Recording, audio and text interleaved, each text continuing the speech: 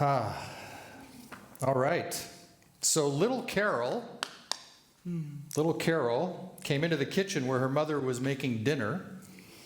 Her birthday was coming up, and she thought this was an excellent time to tell her mother what she wanted for her birthday. So she said, "Mom, I want for my birthday a brand new bike." Now, little Carol had been getting into trouble at school and at home, and so Carol's mother asked her if she thought that she deserved a new bike. A valid question, yes, it's a good question. She's a Christian woman and wanted her to reflect on her behavior over the last year, so she asked Carol to write a letter to God and say why she deserved a bike for her birthday. Letter number 1 went, "Dear God, I have been a very good girl this year, and I would like a bike for my birthday. I want a red one, your friend Carol." Pretty to the point, just like let's get in there direct, ask. She tore up the letter and started over with letter number 2. "Dear God, this is your friend Carol. I have been a pretty good girl this year, and I would like a red bike for my birthday. Thank you, Carol."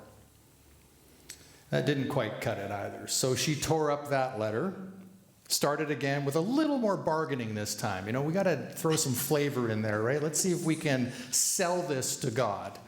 "Dear God, I know I haven't been a good girl this year. I'm very sorry. I will be a good girl if you just send me a red bike for my birthday. Thank you, Carol." Carol knew it wasn't true. This letter was not going to get her bike.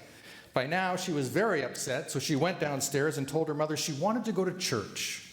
So Carol's mother thought her plan had worked because Carol looked very sad. Her parting words would just be home in time for dinner, her mother said. So Carol walked down the street to the church, up to the altar. She looked around to see if anyone was there, and she picked up the small statue of the Virgin Mary, slipped it under her jacket, and ran out of the church, down the street, into her house, and up to her room. She shut the door, and she sat down and wrote letter number 4 to God. "I got your mama. If you want to see her again, send the bike, signed you know who."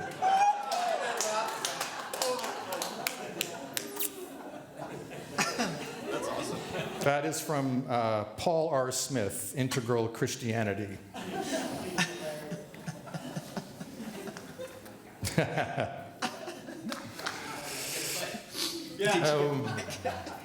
We don't know.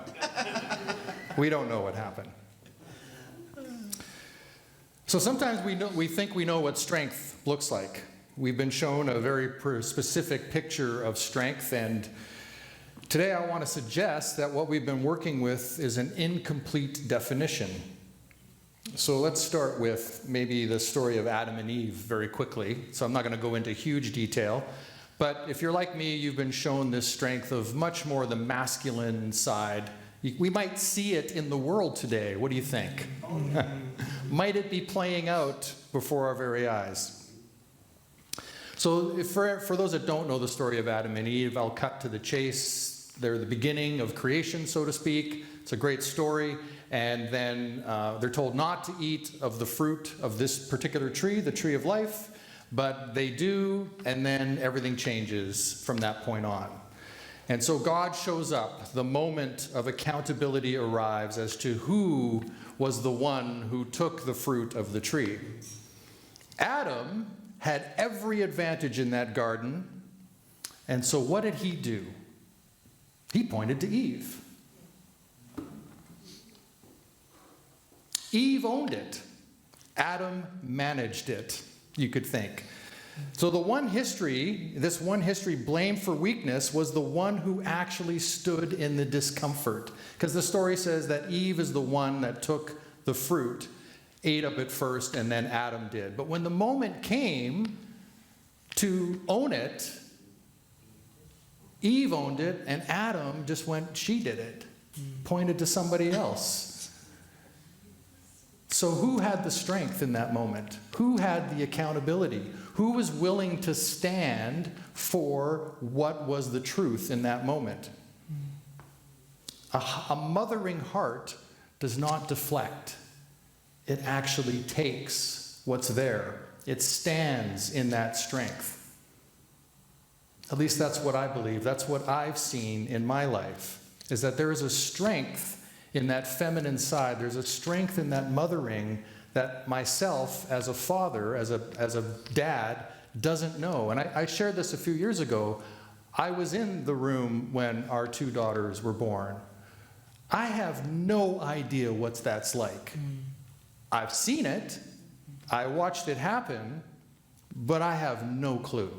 I can't even imagine in any particular way what carrying children is like, what birthing a child, let alone two, at that time, would be like. And so, in that respect, there's a level of strength that I'm completely unaware of as a man. But I can see it in the women in my life, and all women now, as I've sort of tuned myself into that. I want to go to another story in Scripture. So this is the story of Martha and Mary. Is anybody familiar with the story of Martha and Mary? A few people are, okay. So this is leading up to Jesus' return to Jerusalem, just before the whole Easter event, the crucifixion, the rising, etc. And he stops at the home of Martha and Mary to get some refreshment, to just, chill out for a bit. So this is, it's not like a casual visit, though. It's actually, he is very purposeful. He knows where he's going, so he needs a break. The story is something like this. So Martha and Mary are inviting guests into their home. Mary is very much interested in what Jesus has to say. She is like tuned right in to his words and his journey and his ministry, if you will. Martha is more involved in the house, and she is doing all the preparation and scurrying about. You could almost call it like worried about how things will go, how things will look, and very concerned about that. And so she yells out to Jesus, and I'll use my language, "Dude, dude, I know my sister is sitting there having a great time, but do you think you could get her to give me a hand?" So Jesus says to Martha, I understand what you're saying and I appreciate what you're doing. However, Mary has it right now. Mary is in the exact place she needs to be, which is here listening to what's possible, not worried about the outside world, about the conditions of how this might look, of how the kitchen is, or what food needs to be prepared. She's doing the right thing. Now, the hidden strength of this is that if you go back to that day and time, for a woman to be listening to Scripture or to be with a rabbi at that time was unheard of. That was not their place at all. But Mary knew what she wanted in her life. She wasn't interested in that other part. There was lots of time to do that other stuff. Right now, in this moment, to be completely present with what was in that house was far more important to her than the look of how the table was set or what food might be brought out. And so she had a strength to stand up against what would have been the norm in that time, to even defy her sister in a way and be in the place that she needed to be. She wasn't being lazy, she was being brave enough to stop and do what was far more important in that moment. So we have another example of this with the story of Nicodemus. Does everybody know the story of Nicodemus? Oh, great, look at all the stories I get to share today. So Nicodemus was one of the Pharisees, which is the keepers of the Jewish faith, the temples. They ran the temples, they ran all the spirituality for the Jewish faith at that time. So they had a lot of power. They believed they had the power of the Word of God, and people needed to listen to them. And so Jesus is doing his ministry and stirring things up, right? He's not really into all of these rules and regulations. He thinks that what God had asked them to do was being lost, in the rules and the conditions and the cleanliness and not the spirituality. We might even see some of that today, that the truth of spirituality is somewhat being diminished today for other things as opposed to the work, which I believe is the inner work. It's not how we look out there, it's how we look inside that matters. So Nicodemus was actually, you could say that he was on the side of Jesus, but was reluctant to let it be known because of his place as a great Pharisee at that time. He wielded a lot of power, and him stepping forward and saying, actually, I think this guy might have it right, would have been the end of his career. So he went and visited Jesus at night in the dark where nobody could see him go. And he sat down with Jesus, and Jesus said to him that what you need to do is be born anew. Be born again, so to speak. To which Nicodemus was like, I don't get that. Like how, he actually says in the scripture, he says, how do I go back into my mother's womb? And Jesus is like, well, that's not really what I'm talking about.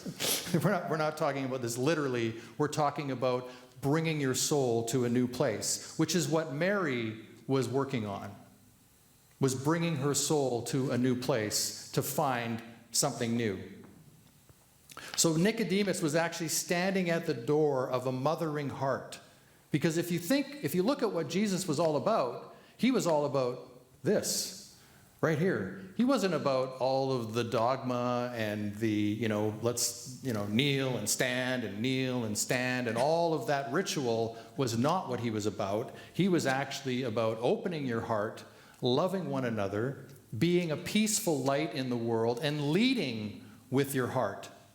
And that's what Nicodemus was called to do in that moment.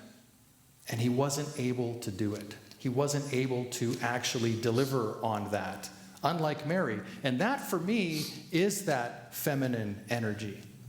That is what is required of all of us, is to carry that energy within us and be balanced. We did a talk a little while ago about the left and right brain, the two hemispheres. And what was the ending message? Was to find the balance, right? To get ourselves into balance. And you've all heard this before, those that have been coming for a while, that when I went to Unity to be a minister, they told me that the journey I had was from here to here. That was the biggest journey I would face to become a minister. And that, to me, is the feminine energy within us. Not the calculating, let's figure it out, let's do some math brain. Anybody have that? Yeah. Yeah, let's do some math. It'll be great.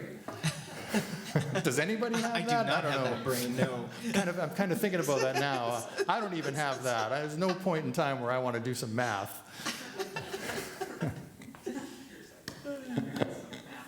I really want to do some math. Everybody got a pencil and a paper? But you know what I mean, the calculating, figuring it out kind of mind, where we got to get it all in order. We got to be powerful and be, right? As opposed to that, taking a step back, opening our heart, breathing, allowing our intuition to guide us, going deep within as opposed to trying to make a stand out there. That is that feminine energy. So there's a cost, right? There's a cost to everything that we do. And so that journey inward is not easy. It's not an easy road to take. You're going to look foolish sometimes. I know for myself, if I speak in terms of my experience, one of the hardest things I've had to do in this journey of being a minister has been to share that out in the public space beyond the borders of Vancouver Island, to the place where I used to live, to the people that used to know me. And it's really weird. I don't know if any of you have experienced this, but I can think, every time I think of doing something like that, the people that I think would judge me that I don't really care what they think, and I don't even see them anymore in my life, are the block. Yeah. Does that not sound crazy? I have all the support of you people right here and many more for me standing up and being a minister, and yet there's 2 or 3 people from my childhood that are this block for me. Well, oh, you know what? I know what they're going to say. They're going to, you know, call me names or whatever. Like, who cares? Yet it's a real experience for me that I have to manage. And that takes a certain strength that I believe goes beyond the masculine strength, but is actually that feminine strength that comes from within. You know, not the, hey, I'm heroic strength where, you know, I'm going to fight for myself here, but actually to be willing to open myself up enough to say, yeah, this is who I am, and I'm okay with it. And so on this Mother's Day, as we celebrate those beautiful souls in our life that have guided us, whether they've been our true mother or somebody else that has taken that role in our life and has been that type of strength, that person that was the one that allowed you to find that inner voice, that encouraged that inner voice. Well, today, that's who I would like to honor, who, however that shows up in your world or mine.